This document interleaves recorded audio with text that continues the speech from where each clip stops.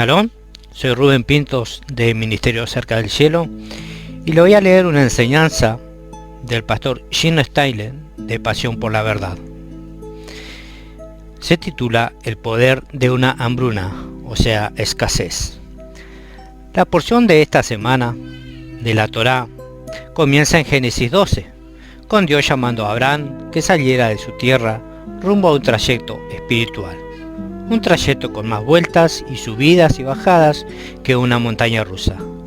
Yahweh le dijo: sal de tu tierra, de tu familia y de la casa de tu padre a una tierra que yo te mostraré. Hemos escuchado esta historia de Abraham siendo llamado de su tierra gentil y pagana, y cómo Dios convirtió a sus descendientes en una gran nación tan numerosa como la arena del mar y como las estrellas del cielo. Miramos con gran admiración la valentía de Abraham. Su valentía le permitió a él dejar su familia, su hogar, el lugar donde él había crecido para encaminarse a una frontera peligrosa, sin tener idea de dónde iba y sin poder probarle a nadie de los que venían con él que no estaba loco.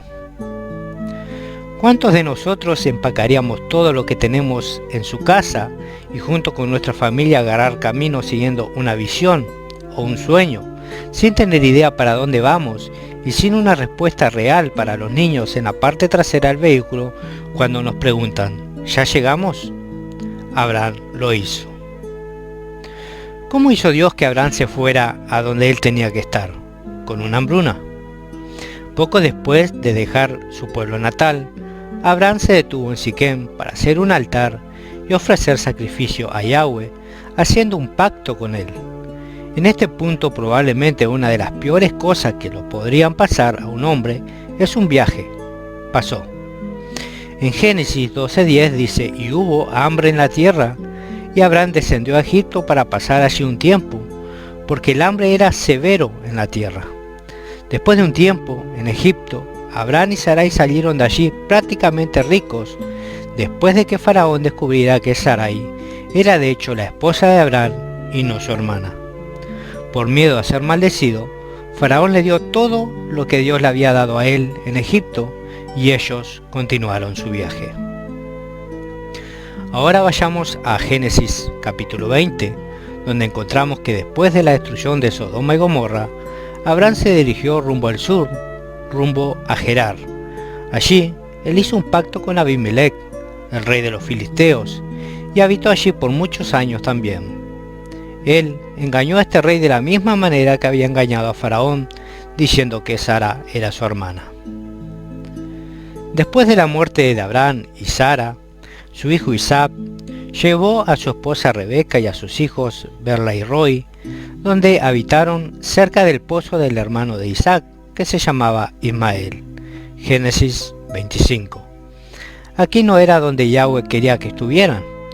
Recuerde, Yahweh originalmente causó una hambruna para mover a Abraham a Egipto para bendecirlo lo suficientemente como para que él tuviera el poder de hacer un pacto con Abimelech en Gerar. El lugar que Yahweh quería que estuviera Isaac se había ido de Gerar y se había quedado viviendo en otro lugar.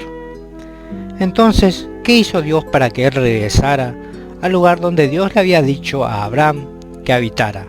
Sí, usted lo adivinó, una hambruna.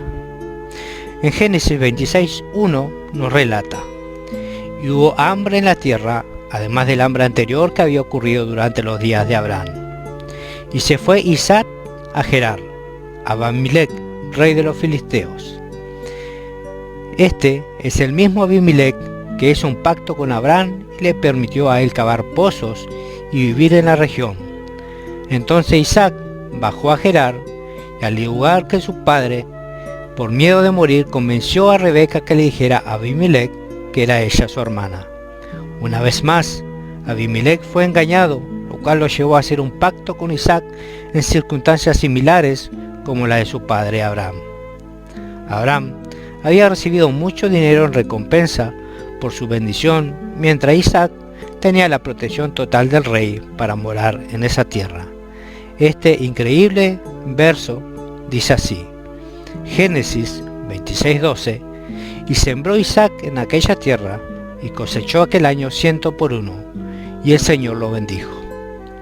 Esta sorprendente escritura tiene una promesa que todos necesitamos comprender y reclamar. Isaac sembró en el lugar donde Dios lo había puesto, y él cosechó al 100 por 1 ese mismo año. Y todo comenzó con una hambruna. Esta palabra, que está relacionada con tierra seca, con animales muertos y pozos vacíos, hambruna, mis amigos, es la que trajo a Abraham y a Isaac una increíble riqueza en el mundo material y espiritual. ¿Puede usted pensar en alguien en la Biblia que llegó a ser rico debido a una hambruna? Sí, así es, José. José fue arrojado a una cisterna, falsamente acusado por un alto general y puesto en prisión por 3 años, de acuerdo al libro de Jubileos, a donde él esperaría su destino.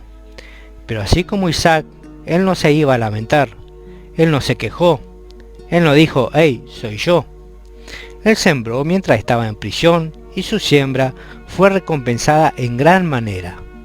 Una gran sequía de 7 años causó que cosechara al 100 por 1 y aún al 1000 por 1.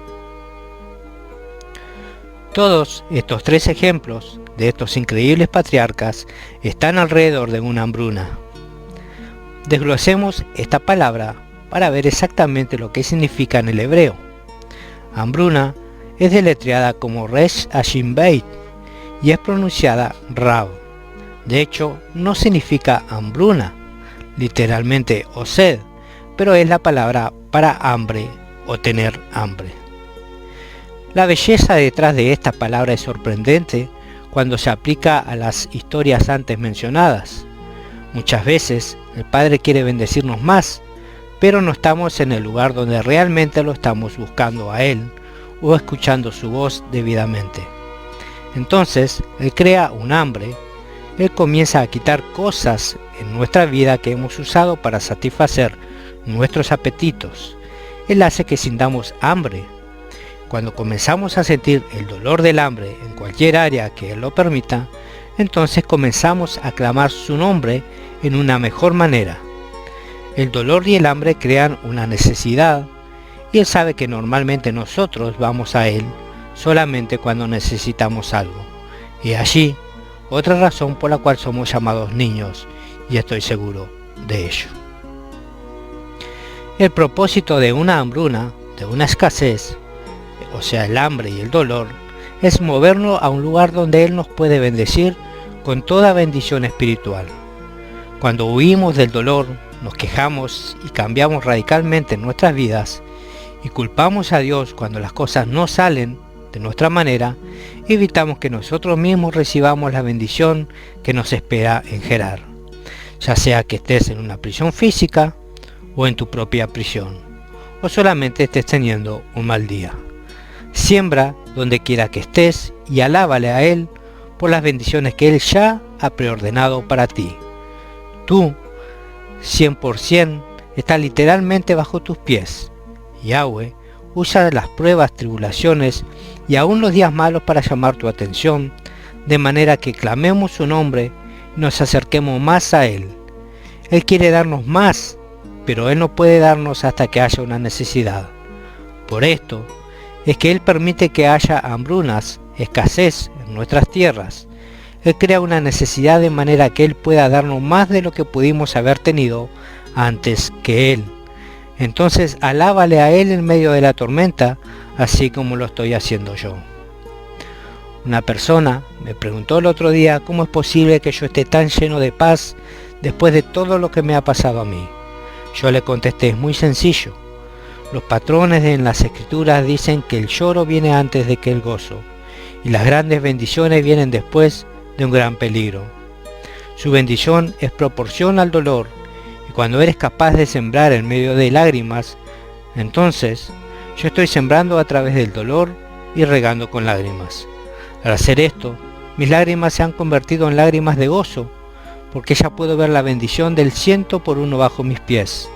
Esta es la manera que yo lo veo. Él, que va a través del dolor más grande, recibirá la mayoría de las bendiciones. Entonces, considera puro gozo al enfrentar pruebas de todo tipo. Shalom.